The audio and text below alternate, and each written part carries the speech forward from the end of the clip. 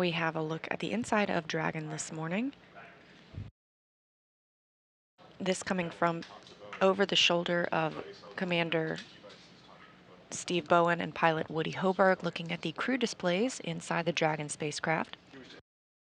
Dragon is an autonomous spacecraft and can fly on its own, and these crew members will be able to monitor its flight and can take control of the spacecraft if needed. Again, we are sending home 4 crew members today, the Crew-6 mission. The mission was commanded by NASA astronaut Steve Bowen. He's joined by Woody Hoburg, also a NASA astronaut, serving as the Crew-6 pilot. To Hoburg's left is Sultan Alneyadi, that's the Crew-6 mission specialist, as well as Andrey Fedyaev, Roscosmos cosmonaut, another Crew-6 mission specialist. And this crew launched on March 2nd, earlier this year, arriving at the orbiting laboratory on March 3rd. They are wrapping up their mission today, scheduled for undocking at approximately 6:05 a.m. Central Time. Currently, we're standing by for hatch closure aboard Dragon. Confirmation from our crew members aboard Endeavour. The Dragon hatch itself is closed, that coming at 4:19 a.m. Central Time. As you can see, all 4 crew members continue to get suited up. And again, that Dragon hatch closed at 4:19 a.m. Central.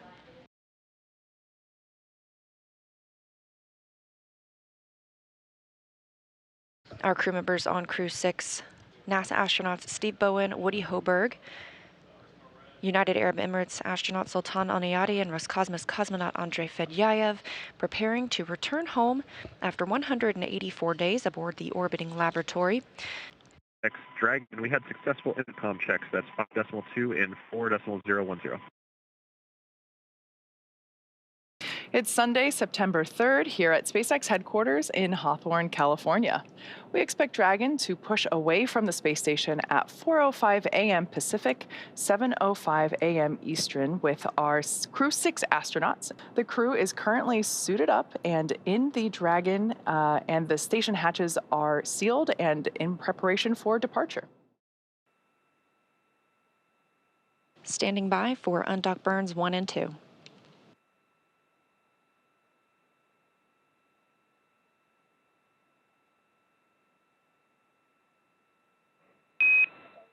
All hooks open and nominal.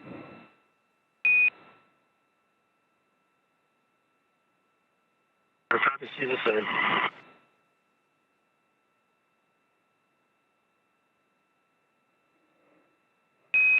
And Dragon separation is confirmed.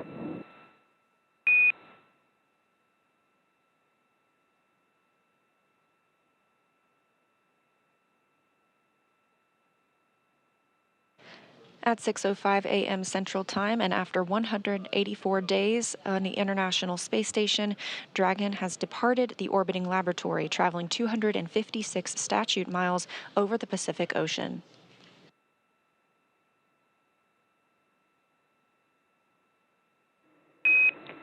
Depart burn 0 complete.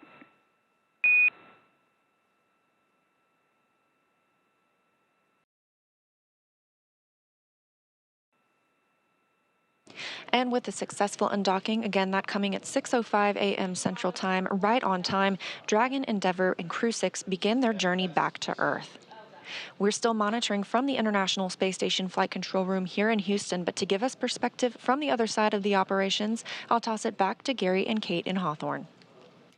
All right, thank you, Leah, for taking us through that. Yeah, we had physical separation right on time, 4:05 a.m. Pacific time, 7:05 a.m. Eastern time. You can see we're at a nighttime view as the station and Dragon pass over the Pacific Ocean. So we're just seeing the through the middle window there inside the lit cabin inside the Dragon, as well as the navigation lights, starboard being green and port being red, as Dragon increases its separation distance from the International Space Station. After the 2 undocking burns to physically separate and increase the distance from the docking ring, depart 0 will send Dragon outside the keep out sphere. Keep Out Sphere has its own set of rules, is a line about 200 meters away from the International Space Station, so we'll get right outside of that, and we'll wait towards Depart Burn 1. Depart Burn 1 will send Dragon outside the approach ellipsoid. You can see the graphic here. Dragon's trajectory will take it zenith. It'll take it above the International Space Station, and from there it will slow down until it executes Depart Burn 2, which allows the Dragon to decrease its altitude and get to a trajectory about 10 kilometers below the International Space Station in a co-elliptic orbit. For this particular trajectory to meet up with the landing location, the prime location of Jacksonville, Florida, the trajectory allows for 5 departure burns. So we'll see that executed over the next 17 hours until splashdown. We do have a correction to that splashdown time. We're aiming for 12:17 a.m. Eastern Time, which is 9:17 p.m. Pacific Time. And that's again off the coast of Jacksonville, Florida.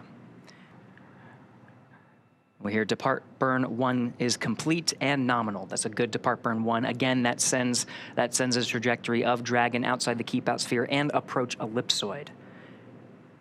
We'll continue our coverage until Dragon exits the approach ellipsoid, which will end joint operations between the Dragon and Dragon teams here in Hawthorne and the International Space Station Flight Control teams in Houston. Dragon SpaceX on the big loop. Depart Burn 1 is complete and nominal, and with that, you are go to doff your suits per procedure 4.012, and I'll go ahead and take the cameras external. And just a reminder that ground will be deactivating the big loop following exit from the approach ellipsoid.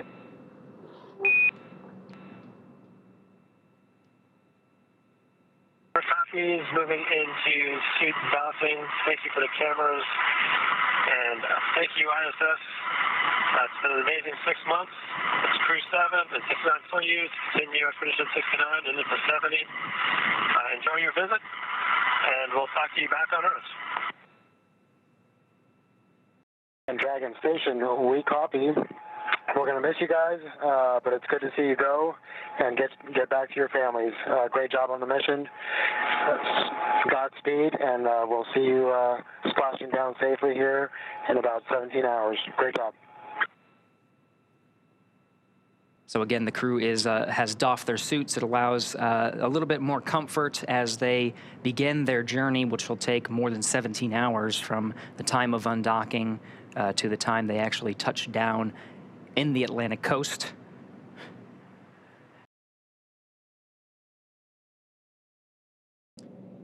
Getting some views from inside the cabin now. This is fantastic. So we get these views when we pass over some of the ground stations here on Earth that provide the video straight from the Dragon capsule. So on the far left there is Andrey Fedyaev, and in the seat next to him, to his right, is the commander, Steve Bowen.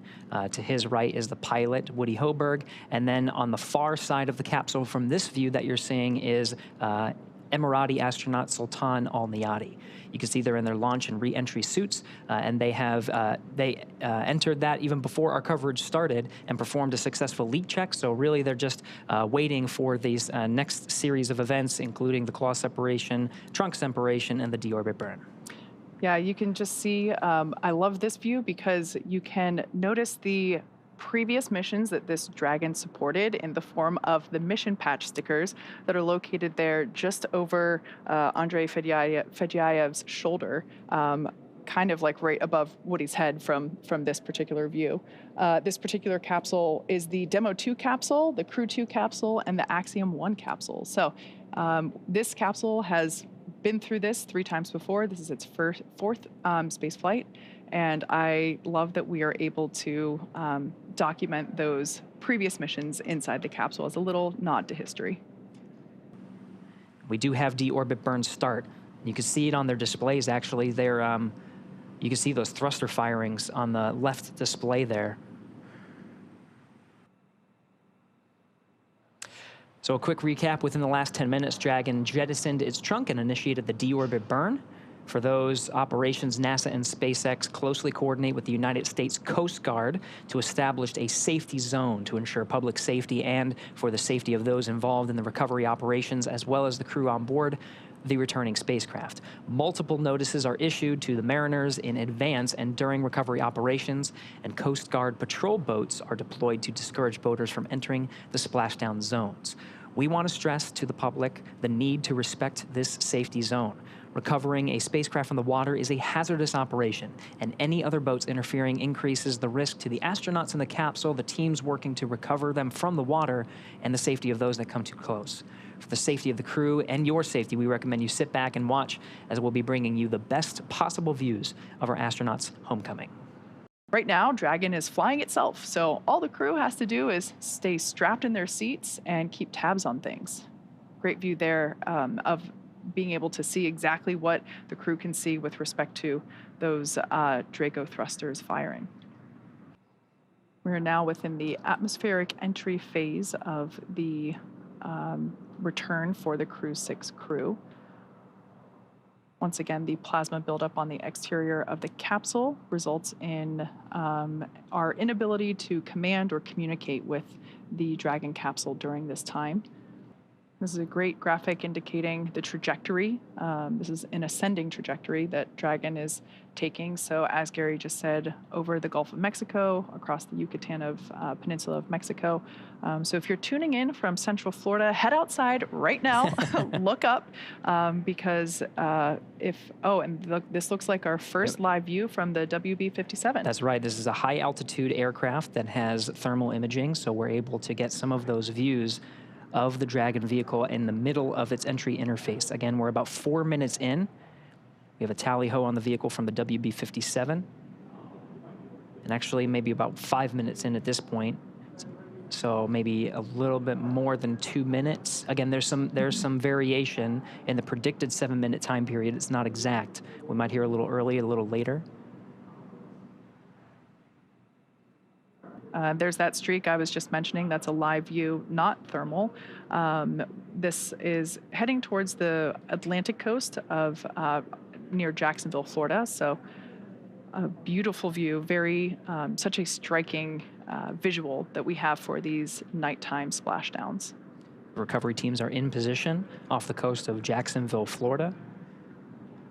And we are still targeting our expected splashdown time of 9:17 p.m. Pacific, 12:17 a.m. Eastern. We only have about a minute and some change of this blackout period anticipated. And again, there's some variation on when we can hear from the crew. So what you're seeing on your... Dragon, SpaceX, comm check. So at this point, we're going to hear SpaceX Core begin to hail. As Gary said, this blackout period is estimated. So we're now beginning to reach out to the crew to see if we've regained that communications capability. Dragon, SpaceX, comm check.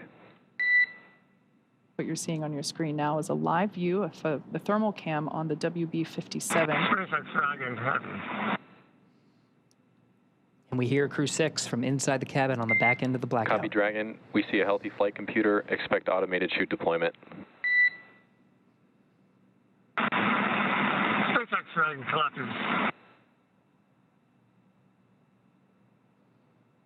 There's our live view of the crew, our first view of them on the other side of that communications blackout.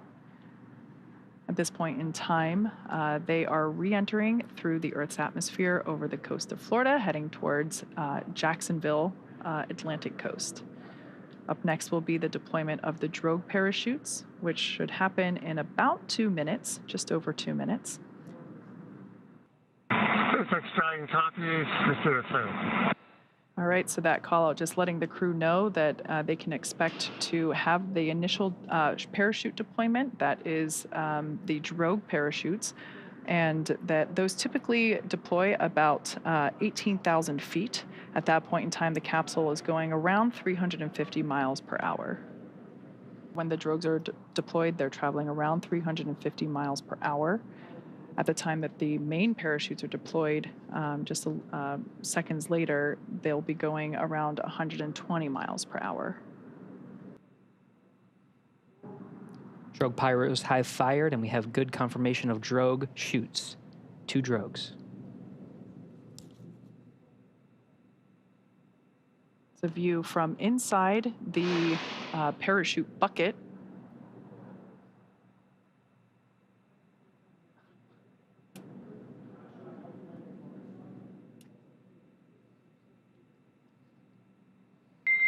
Dragon, nominal descent rate and recovery team reports a visual on 2 healthy drogues. SpaceX Dragon copies, that's good news. Should see drogue chute jettison here momentarily. We'll see those 2 chutes that you see be released from the capsule, just like so, and release the 4 parachutes, now deploying. At this point in time, Dragon has saved all of its propulsion systems and is now has already terminated that nitrox suit and cabin purges. Those were helping to keep the crew cool during the reentry. Looks like we have 4 very beautiful and healthy main parachutes. Dragon, we see a nominal descent rate on 4 healthy mains.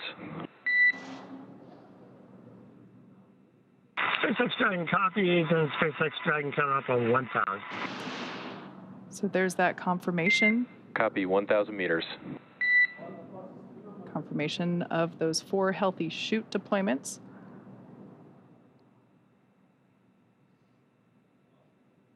Now standing by for splashdown. At the point of splashdown, the capsule will be going about 15 or 16 miles per hour. Continuing to decelerate from a speed of about 120 miles per hour. 800. So we will now begin. Copy, 800. To hear Commander Steve Bowen call out the altitude as they approach the water surface. That is again in meters. Landing in water is simpler and provides more margin against unlikely parachute issues. We had to learn how to make Dragon waterproof, but once you do that, it's very much a rinse, review, reuse type process. 600.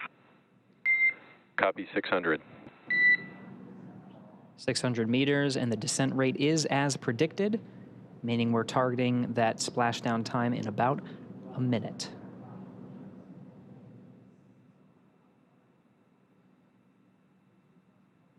Live view of Dragon Endeavour with the Crew-6 team members on board, being held up by 4 beautiful main parachutes. Dragon, we see 400.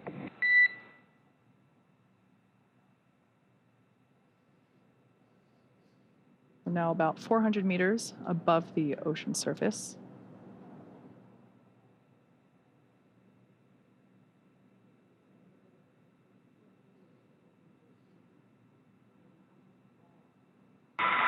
SpaceX Dragon 200 braced for splashdown. Copy, braced for splashdown. Again, the seats have been rotated in a position to take the loads of re-entry and parachute deployment as well as splashdown. The crew is braced. We are inside 100 meters.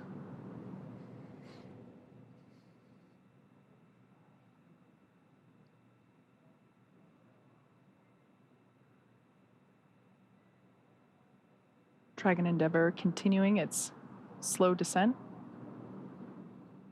There we can see splashdown on screen. Those parachutes are then cut and released.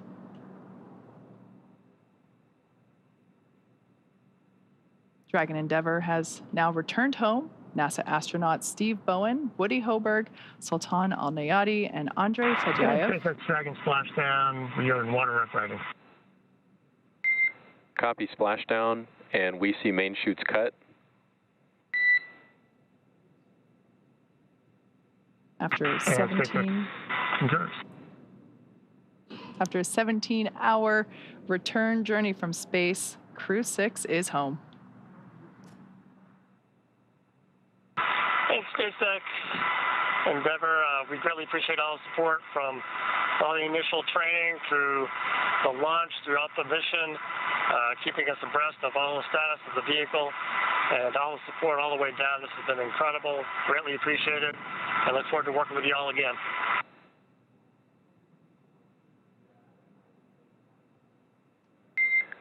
Copy all, and you've got a room full of happy people here. We've got some systems to verify safe before we give the boats a go to approach. I'll be back with you on that topic in a minute. SpaceX Dragon copies. We'll just enjoy the wallowing here. It might be soothing, so maybe I'll be napping soon. We do have a public affairs officer on recovery vessel Megan, Courtney Beasley, who is standing by and watching the operations unfold and providing some coverage from there. Courtney, can you hear us? Gary, I have you loud and clear. How do you hear me? Loud and clear. Courtney, we were very jealous, and we were talking a lot, Kate and I, about the views of Dragon's re-entry through the atmosphere and the plasma trail and the landing, of course, in the Atlantic Ocean. I can't imagine a person who had a better view than you. From your perspective on recovery vessel Megan, how was that landing? Gary, it was absolutely beautiful. We were about 1.5 nautical miles away from the landing zone, and we had a great view from the front of the ship. We were actually able to track the spacecraft. Starting when it broke the horizon, we heard the sonic boom loud and clear and tracked the spacecraft all the way down through splashdown. Dragon, SpaceX, There's something hypergol beautiful sweeps, about a and nighttime unfired ordnance splashdown. checks The nominal. only thing lighting Rigging the sky is up in tonight progress, was the moon, the and it's stars, approximately and 25 minutes until capsule lift. We did just hear a call out indicating that the sniff checks were successful, so the close approach team now has the green light to begin climbing on board the Dragon capsule, so we should see the recovery continue along. But I want to hear more from Courtney with her bird's eye, or with her live action view. That's right. Yeah. Back to you, Courtney. We just wanted to pause for some of those communications with the crew and just follow along on the action here. But really want to understand what it's like there. You got some beautiful views. We are seeing, some of the seas. I think that we're tracking about. We're tracking sea states and wind, and we were talking about weather quite a bit leading up to today's landing. From your perspective, how is the weather out there?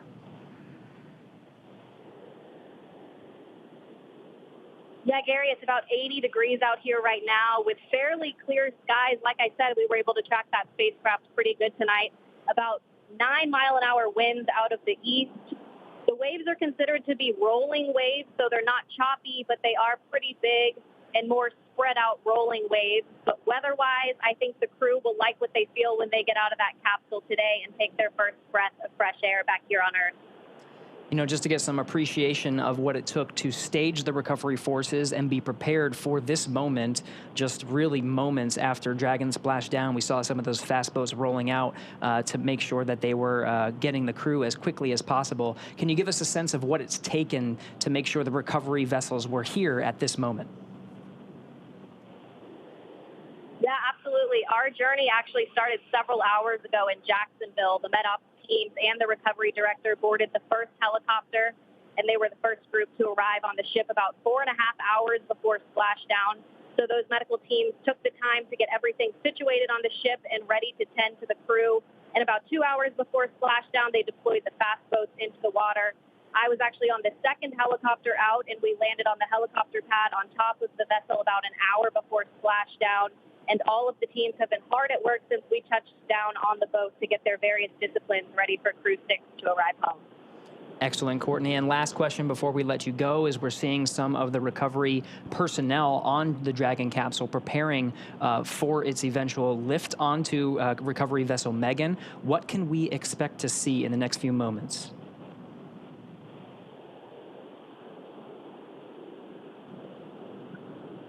Yeah, Gary, so once the crew is out Copy. We of also the have you capsule, 5x5. they'll be Boats are working on you over to the and med rigging bay, up the where vehicle. the crew will I'll get back them to you checked out closer by to their capsule medical lift. teams, and we'll have the opportunity to take those spacesuits off and get comfortable back here on Earth. And then, of course, they'll run through those medical checks. They'll get back on the helicopter and head back to the airport where they'll board their plane back to Houston to begin their post-flight period. You're probably getting a better view than I am right now, so I'll let you walk through that. But back here on the ship, once the crew is off, they're not the only ones returning from space today. we'll actually stay here a little longer with the cargo team since there was International Space Station cargo returned on this flight. So once we get back to the airport, the cargo teams will begin doing cargo processing, taking photos of all of the articles that were included in the cargo, and they will pack all of that into box trucks that will take them back to various NASA centers. But Gary, an overall beautiful splashdown tonight, and I hope it was the same for you back in Hawthorne. Absolutely, Courtney. We've been getting some fantastic views. Thank you so much for that report. That was Courtney Beasley out on the recovery ship, providing live coverage from the landing site just off the coast of Jacksonville. We're back in the action now, seeing some of the views from the recovery vessel and the recovery operations team, including helicopters, fast boats, jet skis, and of course, we're getting views from some of the ships that are standing by waiting to actually pull Dragon out of the water. So at this point in time, the Dragon capsule has safed all of its systems. Mission Control did a systems check to make sure that that was true and accurate. They gave the fast approach teams the green light to approach and begin the rigging process, which is what we are now seeing underway. Additionally, they have recovered the parachutes from the water. So those were, we were able to see those being dragged onto a boat. And what we have now is there's one individual that we see kind of like a spider monkey crawling all around the capsule and attaching the necessary rigging, the straps. These are what will help to stabilize and lift the Dragon capsule out of the water and onto the recovery vessel.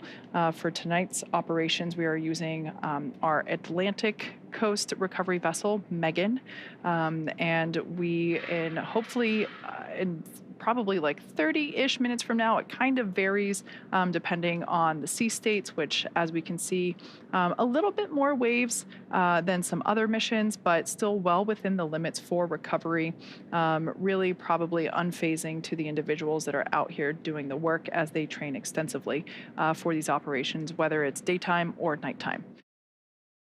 That is the actual, the Dragon's nest that we will be lifting the Dragon capsule onto.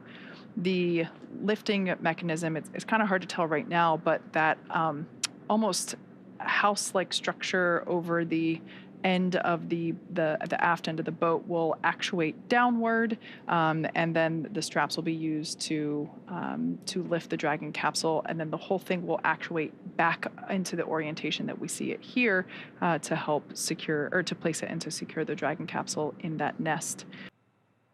Dragon now in the air, the hydraulic lift being activated, and will be utilized to center Dragon on the nest there at the aft end of the vessel.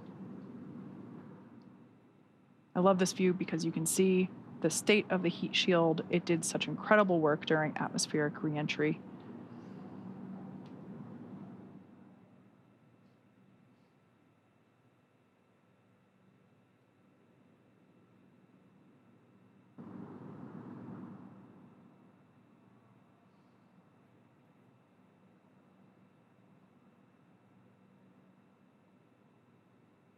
Dragon Endeavour now placed into the nest of our recovery vessel, Megan.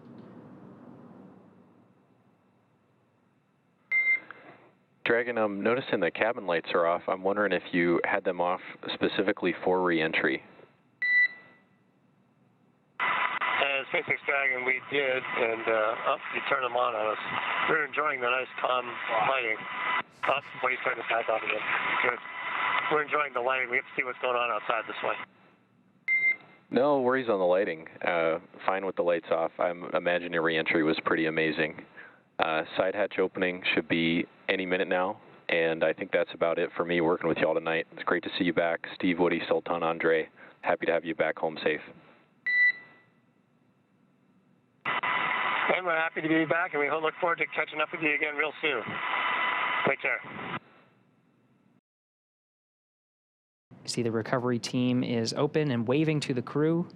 First humans that the Crew-6 has seen on the ground in 6 months. Looks like we got some fist bump action, thumbs up. Seems like the crew is in pretty good spirits after their journey back home. We're not getting audio, but I am getting reports that on the recovery ship there was a big round of applause from all the recovery team on recovery vessel Megan as soon as that side hatch opened for the crew, congratulating them on a successful mission and successful return home. NASA astronaut Steve Bowen, the first to exit the Dragon spacecraft. I think I see a big smile on his face. Helped up by the recovery teams.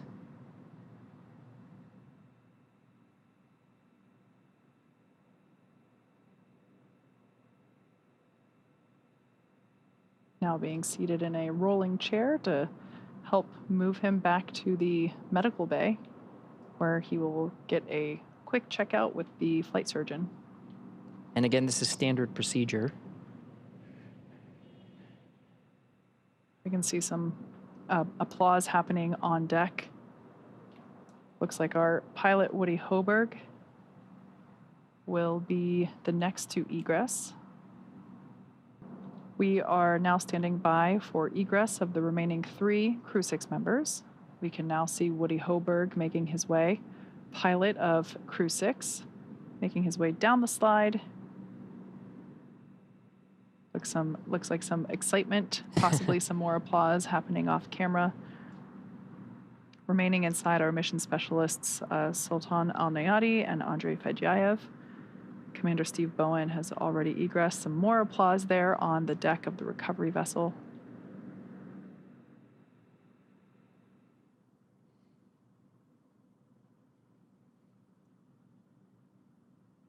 There's Roscosmos cosmonaut Andrey Fedyaev being assisted by the recovery teams onto the rolling chair. He'll also be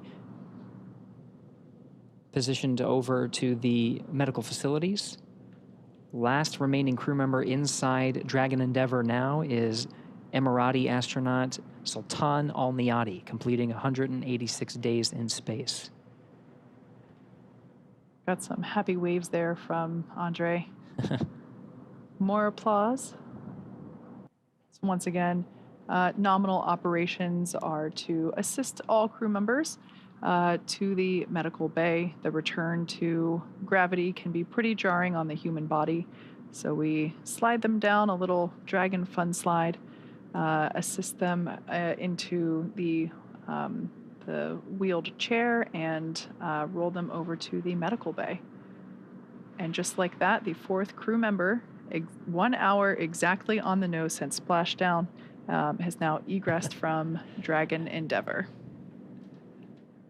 Looks like smiles and waves and applause all around. All right. All 4 crew members have egressed Dragon successfully. So now that Steve, Woody, Sultan, and Andre are safely back home on Earth and getting checked out by the NASA medical teams and, of course, the international teams, we're going to wrap up our live coverage of their return. This all kicked off on March 2nd, 2023 from historic Launch Pad 39A at the Kennedy Space Center in Florida. After a successful liftoff and separation from Falcon 9, Steve, Woody, Sultan, and Andre made a 25-hour flight on board Dragon to the International Space Station. Since arriving at the station, they spent nearly 6 months as members of Expedition 68 and 69, executing science experiments, spacewalks, and repairs while aboard the orbiting laboratory. Actually, more than 6 months. That's right. And their journey home began about 18 hours ago on September 3rd when they closed the hatch to Dragon and undocked from the space station at 4:05 p.m. Pacific time. Then, after 5 successful departure burns and a phasing burn to line up their orbit, Steve, Woody, Sultan, and Andre rested for a few hours before waking up to prepare for re-entry this morning. We jettisoned Dragon's trunk and performed our final on-orbit maneuver, the 16-minute-long deorbit burn, at 8:24 p.m. Pacific time, 3:24 GMT, and that is what put Dragon on its path home to Earth. The spacecraft re-entered the Earth's atmosphere and slowed its descent with successful deployments of 2 drogue parachutes, followed by 4 main parachutes, and with final splashdown occurring off the coast of Florida near Jacksonville at 9:17 p.m. Pacific time, 4:17 GMT. Following that successful splashdown, we saw the SpaceX recovery experts move in really quickly and prepare Dragon Endeavour for its lift onto the recovery vessel. And just almost exactly an hour following splashdown, we saw Steve, Woody, Sultan, and Andrey make their way out of Dragon and into the recovery ship's medical facilities, safe and sound. So after the medical facilities and medical checks, they'll catch a helicopter flight back to shore where they'll transfer to the aircraft that will take them home. Steve, Woody, Sultan, and Andrey will take a NASA plane for the short flight back to Houston, and later Andrey will fly back to Russia and Sultan to the UAE. They'll be reunited with families to bring an end to the mission. It's been an honor and a privilege to share their journey with all of you as we continue in this new era of human spaceflight.